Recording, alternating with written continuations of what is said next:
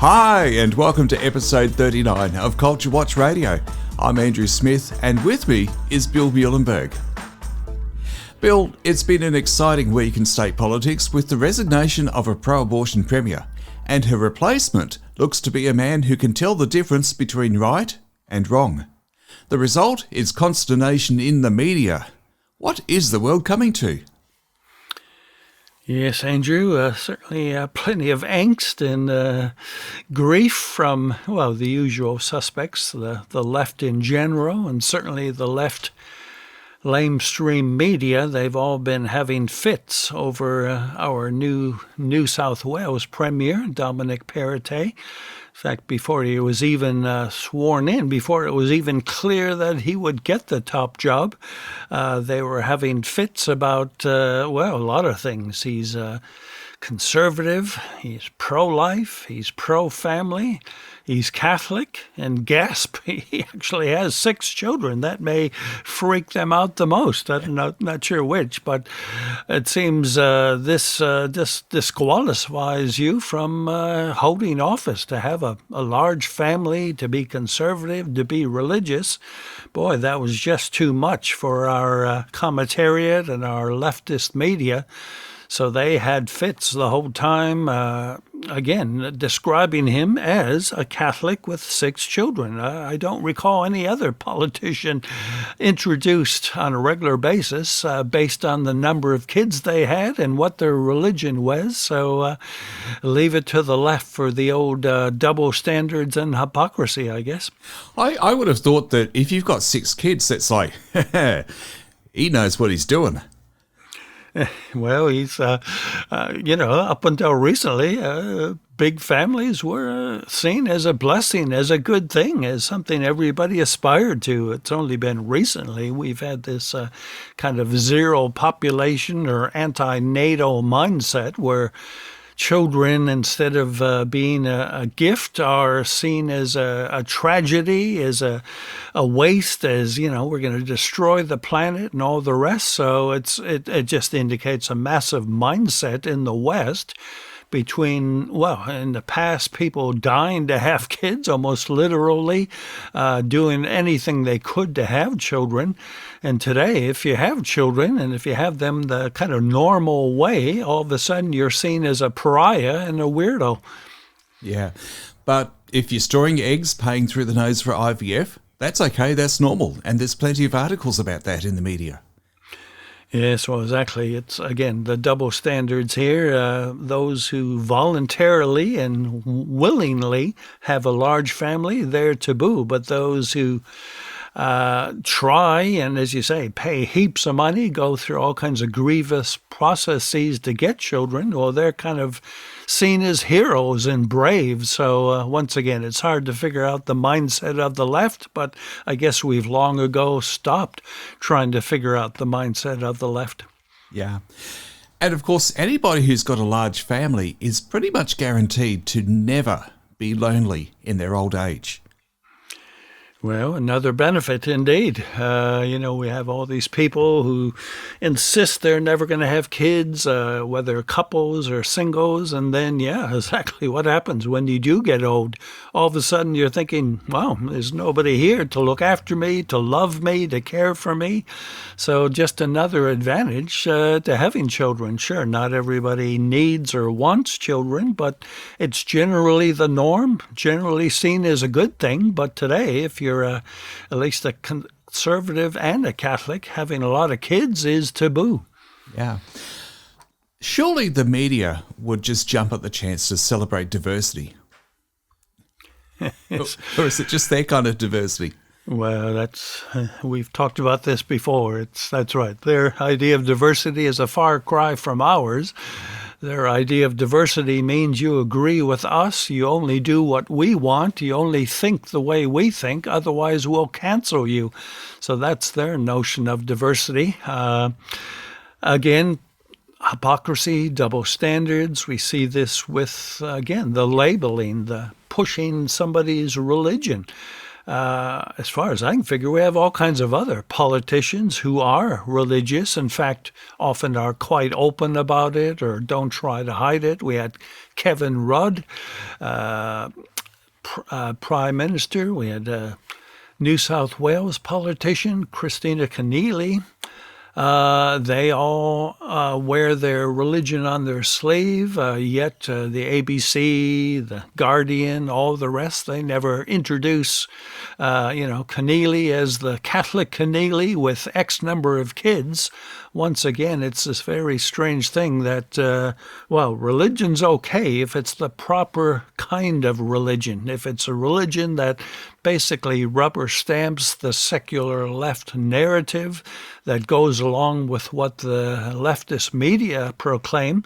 If it's pushing the gospel not of Mark or John, but the gospel of the New York Times or the gospel of SBS, the gospel of the Guardian, well, then it's fine. We like these religious people. They can speak all they want. It's just those pesky conservatives, those pesky Catholics, and worse yet, if they're both a conservative Catholic, away with them, off with their heads. Or conservative anybody, really. Well, that's right. That's right. So how do we fix this? I mean, should we have an army of people ready to fire off comments at the base of those articles and also on social media for next time someone good comes up? Well, that's always part of our job, to have our voices heard in the public arena. The Leftist Age and Sydney Morning Herald, for example, just a few days ago did have a lengthy article attacking Parité for this very thing. And of course, she managed to throw in Scott Morrison as well. Wow, another evil religious politician.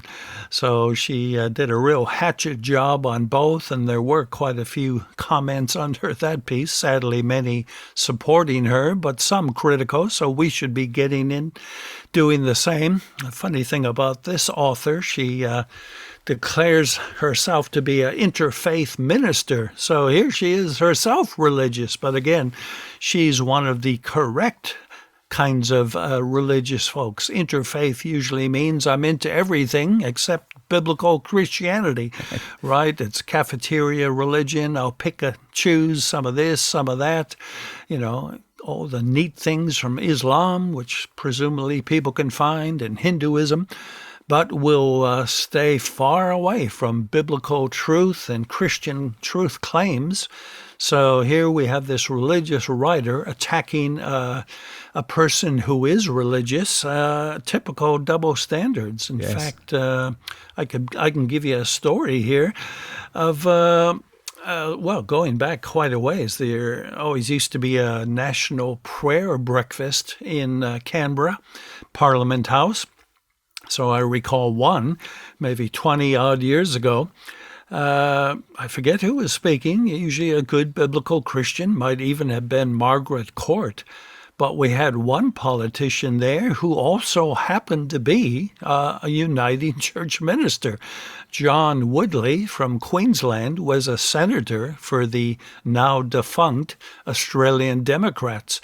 And he was there. He was long known as a lefty, pushing all the radical agenda items. So anyways, the speaker was quoting from the Bible, as you might, at a prayer breakfast, talking about, I think, homosexuality. And sitting at my table, I looked over to John Woodley. I saw him turning beet red. He got up, he slammed his silverware down on the table, and he stormed out of the great hall where the breakfast was being held. So there you go. He was somebody who did not like biblical truth to be proclaimed, and yet here he was a senator for a major left-wing political party, and at the same time, a minister. So no problems there. Cheryl Kernel, the leader of the party at the time, she made no stink about that. She was making plenty of stinks about Parité, but she had no problems with John Woodley being a minister and a politician. So it all depends what your religion is, I guess. Yeah. So when it comes to defending what's right and what's wrong, it really is a participation sport, and we need everyone in there. Yes, exactly. It's often been pulling teeth, I guess, for me, for you, and others. We do need to engage. We do need to respond. We can't have a pietistic faith, if you will, where we just have it very privatized. I mean, the other side actually wants us to have that kind of faith, one that doesn't have any impact on anything. Well, maybe let you go to church once a week. Well, not now with COVID, of course. Nobody can go.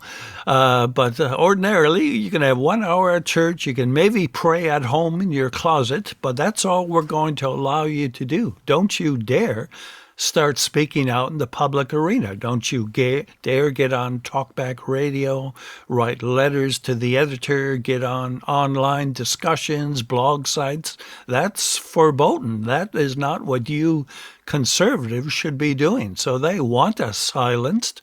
So all the more reason why we must speak out. The other side often wins simply because they are speaking, they are talking, they are writing letters, they are making comments, whereas we tend to be silent. So we're losing by default. So yeah, in this game, we have to stand up and, defend people like Perrottet when they need defending, and critique others when they need criticizing. So that's how, in part, we're going to win. So we have to get involved, and that's why CultureWatch Radio exists. Yeah. And shame on any of us who actually fall for playing it by the opponent's rules. Yes, that's right. We've got our own standards, but we can learn nonetheless from the other side. Again, they are active. They are, if you will, evangelizing for their cause. They are pushing their secular gospel. So in that sense, they do put us to shame. They are active. They are involved.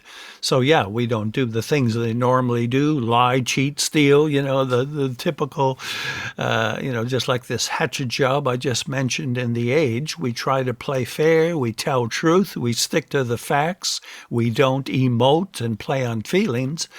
But yeah, at least we can learn from them. They're very much committed to their cause. It really is time we become to ours as well. Always on the pulse, there's more at the Culture Watch website. And we'll see you again next week with another episode of Culture Watch Radio. Subscribe where you listen at SoundCloud, YouTube and Rumble so you won't miss a thing.